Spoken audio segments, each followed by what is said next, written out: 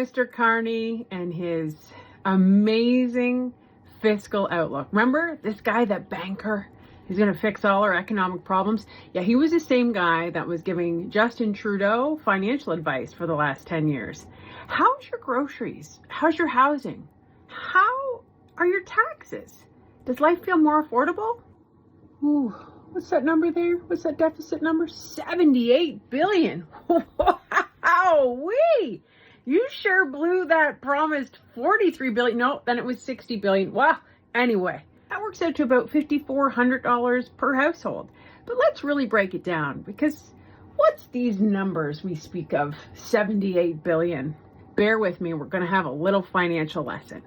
What is the debt to GDP ratio? Well, the debt to GDP ratio is like when you have a credit card and you put a whole bunch of money on your credit card, but you really didn't have the money to pay for all that you put on your credit card, and then you barely make the minimum payment every month, so your interest accrues and you end up having to owe more than you're making, right? So you have more debt than you actually have coming in. So if you make, a couple $1,000s a month, but you owe $3,000, that's not a good debt to GDP ratio. And that's what Mark Carney gave you. In 2015, when Justin Trudeau took power and the Liberals took power, it was sitting at around 31%. With Mark Carney being a banker and all, he thought, I got to get a higher mark. I got to aim higher.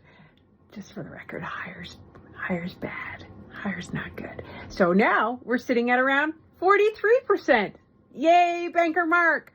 And here's the thing, guys. If it gets too high, which it's doing, and that's not just me saying that, I'll tell you that in a second, you are paying more on interest than you are in funding programs. So these people who say they're empathetic and care about helping the most vulnerable, they're the ones that are getting the shaft more than anyone else. Because guess what we're paying more on? We're paying more on interest than we are in healthcare transfers. And I don't know if you've been to a hospital lately, but healthcare in Canada, not getting a very great grade.